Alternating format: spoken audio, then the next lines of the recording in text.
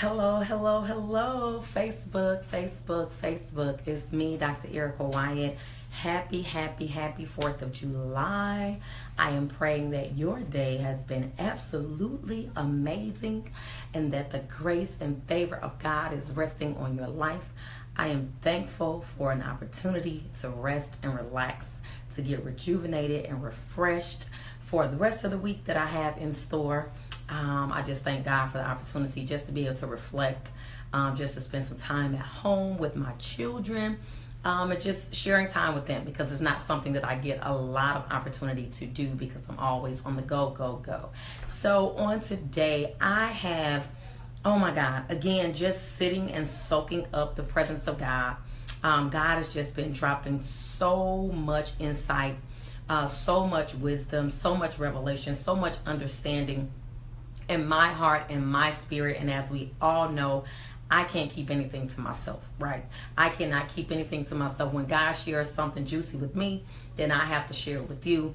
And God has just been taking me on my own, journey, all right, to having me to reflect on my role as a mother, many of the challenges that I have had as a single mom, and really how to just keep moving, how to keep flowing, how to keep going, in living out my purpose and fulfilling, just realizing my fullest potential in life, and that being my purpose and helping other women to do the same thing. So on today, I have been a part of a few discussions, not just one, but it seems like all day long, as God drops things in my spirit, different ones I've been talking to, and just bouncing things off of and really listening to them and listening to where they are and listening to their experiences and their feedback and their take on just what it means, to be a mother that's raising children, especially specifically, again, our millennial moms in this particular time of our lives. What is it? What does it mean for us to raise our children in this generation, during this time, during this season of our lives? And I know it's challenging. It is challenging because it has been challenging for me. It has been challenging for me as a single mom, that some people would not consider me to be a genuine, a pure millennial. And I agree with that. I'm not a pure millennial because I span 2 generations. So depending on who you're listening to and where you're getting your research from and what statistics you're subscribing to on that particular day, I can be a millennial according to some, and according to a lot of people, I am a Generation Xer. So I used to always wonder, why I had different perspectives. All of my perspectives have not always lined up, with the millennials, and they definitely have not always lined up with the Generation Xers. And now I understand more so as I'm growing, as I'm learning, as I'm having contact with more and more people and mentoring people and coaching women and just being involved in people's lives. Now I understand more why I am the woman that I am today and why I have experienced what I have experienced in my life. Because basically, again, God was lining me up for my purpose, for me to be able to be a voice in the lives of millennial women, and really he's allowed me to experience what it's like, again, in the age of millennials, to raise my children in this new generation, with so many challenges that are being thrown at us on a daily basis. But then he also allowed me to be raised in a way that I did experience a lot of the more conservative, lifestyle, and the more conservative values and the more conservative perspectives on what it means to be a mother and what it means to raise your children. And so I thank God that I've experienced what I have, because without those experiences, then I would not be able to speak into the lives of the women that I do on today. I would not be able to be the voice that I am in the lives of many millennial mothers today. And really, I've just been having those conversations about what are those struggles, what do they look like, and I even asked that question on my page today, and some great answers came back. Women just talking about, raising their children with respect, and raising their children with technology, and raising their children trying to be a role model to their children, and trying to span or have a happy medium, in being a good mother, being a good role model, but also not being too strict and not being overprotective, right? And so we're always juggling. I mean, that's the life. I think the best word, if I had to choose just one, is that we're juggling. We're always juggling. I know me. Again, I am a professional woman. So I am in the workforce full time, as a professor and as a program director. And, so I'm constantly giving myself on a full time level to my profession, and I walk wholeheartedly in my profession. I love my profession. I love what I do because I serve people in a different capacity. By doing that, by teaching and by training both adults and young people, and providing them with access to higher education. That's what I love to do, and so, but sometimes I'm torn, I'm torn as a mother because, yes, I want to be at home more. I might have 4 children. I was talking today too about, tears coming to my eyes thinking about the fact that in a number of years, and I still have time, but again, being home for the last couple of days has really allowed me to really just quiet myself, quiet my brain, and really think about some things that I don't normally think about, So on today, I was really just juggling with the whole fact that, oh my God, in a few years, I'm going to be an empty nester. Like, my oldest daughter is 20. My son will be 18 next year, in March. And then I have a 14-year-old who will be 15 in August. And then I have a 9-year-old. So I still have time. But come on, time flies. Like, in this day and age, it's like a year is like a day or a week. Before you know it, the entire year is like gone. It's over. It's complete. So I was just thinking about that, and I'm like, oh my God, what am I gonna do? And of course, I mean, I have plenty of ideas because I'm somebody who's always reinventing myself. But I know that I'm going to now experiencing what it's like, for my daughter to be in basic training, right? And this is the first time, really, even though she went off to college 2 years ago and she has her own apartment, so she's been living on her own, for the last 2 years, and the fireworks are going off. She's been living in her own apartment for the last 2 years, but it's different not being able to talk to her on the phone. Not being able to see her because she went to the same, or she goes to the same college that I work at, so she could always just walk in my office and be like, Mom, XYZ. And asking different questions and things of that nature. So it's different, to not even be able to talk to her, to have to write her letters and not be able to text her, not FaceTime her, and all of those things. So of course that was running through my mind.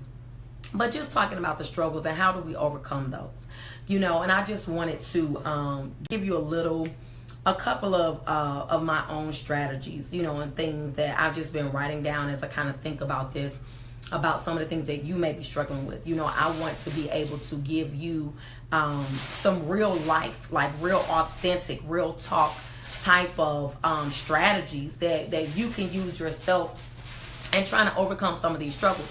Because one thing, and in one of my conversations today that I was having with someone talking about motherhood and just talking about raising children as a millennial woman, because we're raising generation, Zers. My daughter herself is a millennial, so it's interesting, right? It's interesting because I had her when I was 18. So we kind of grew up together, really, at the end of the day. We kind of grew up together. And so that in and of itself was a challenge. It was challenge being a challenge being a young mother. And I always was like, oh my God, am I doing the right thing? Am I doing this right? Like, what am I doing? I need some help. I need somebody to help me figure this thing out. And it's funny because even though my mother was an excellent and is an excellent mother, because again, she comes from a different generation. My mom is a baby boomer. Okay, so she comes from a totally different generation. So the way in which she would guide me, I didn't always agree, because again, I saw life through different lenses. That's one of the struggles that we have. One of the struggles that we have is finding people in our lives that can understand where we are, understand how we think, understand our desires. Like, for instance, and I kind of tell this story a lot, is because my mother never went to college. She has now, in her later years, she went back to school and she's getting ready to go back to school again. So I'm proud of you. Yay, Mom. So, but she didn't graduate from college as a young woman, and so I was the first person in my family to go off to college. My brother didn't go to college. He's my oldest brother, so I was the first person in my family to go off to college. And so when I went off to college, I mean, I had always, even before I went to college, I had always had like this passion for education and learning, and I still do to this day. Of course, hence me being an educator. And I just like salivate over learning and learning new things. And so when I went off to college, I got addicted. I got addicted to learning. I got addicted to school, and I was like, I don't never want to stop. I want to be like a full-time student forever.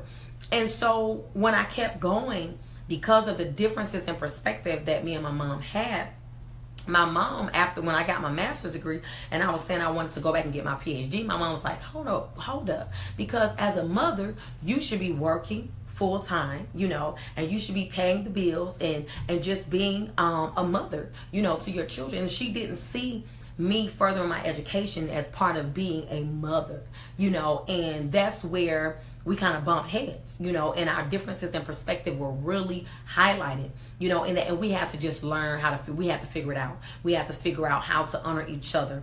And that's a whole nother, talk about building healthy boundaries, in your relationships with your mother and anybody else in your life.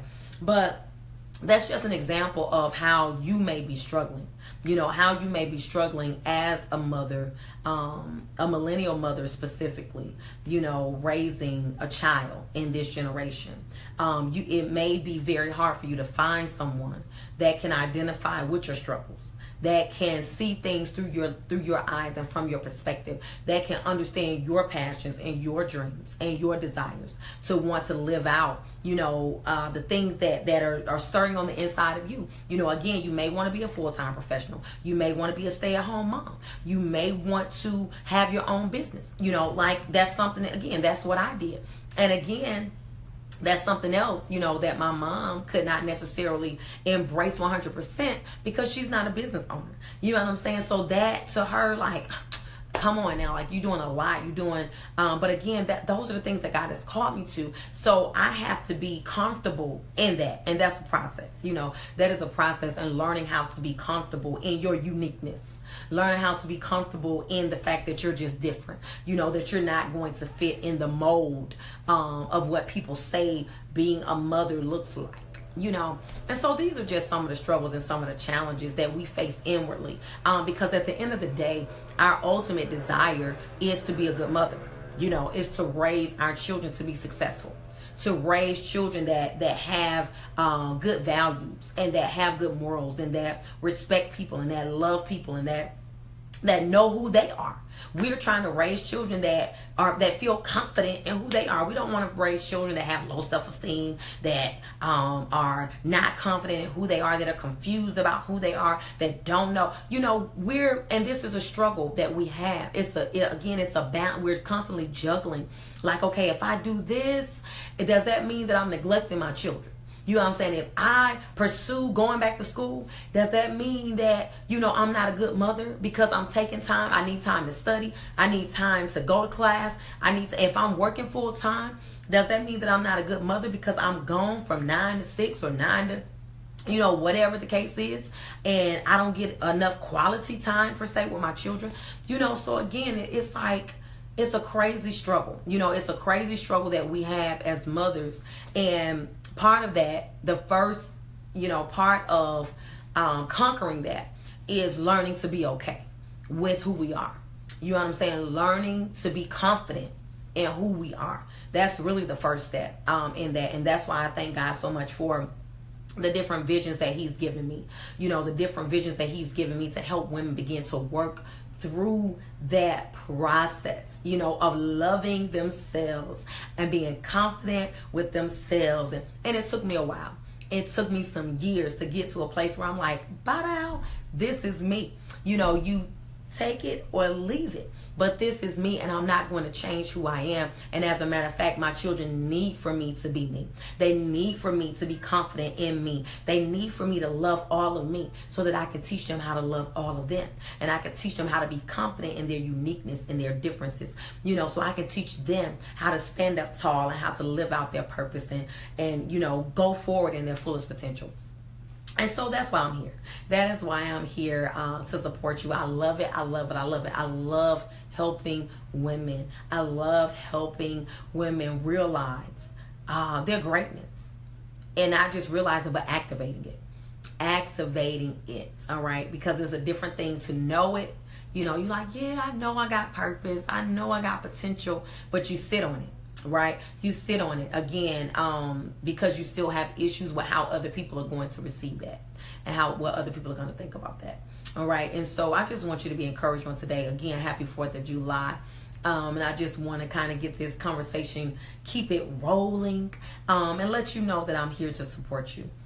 I'm here to support you as a millennial mom, that may be struggling and juggling and trying to, you might be torn in different areas and trying to figure out how can I be all of who God has called me to be while at the same time raising children and raising them to be everything that God has called them to be. All right. Finding that happy medium, that happy balance. And I'm here to tell you on today that the first step is finding someone that will support you in that process. And I want you to know that I am here to support you. I am here to support you in that process. I am here to help you work through those challenges, help you work through those struggles. And again, we're starting out with learning how to love all of you and rediscovering who is it that I am in this season of my life. Who is it that God is calling me to be? And then activating that. All right, so if you haven't already, I want to invite you to join us from July the 17th through July the 21st for our 5-day free challenge. This is a 5-day free virtual challenge. It's going to be taking place here in a private Facebook group full of mighty women. I mean, the conversation has already started. We're not even jumping off the class until July the 17th, but people are so excited and already jumping in and just declaring what it is that they're looking for in this 5 days, looking for healing, looking for transformation, looking to break generational cycles, looking to just step out of their shell and be comfortable and love all of who they are. So I invite you to join us for 5 days, July the 17th through the 21st. I'm going to post the link in the comments. You join us and I look forward to seeing you on the other side. I love you. God loves you, and keep striving for purpose. Be blessed on today.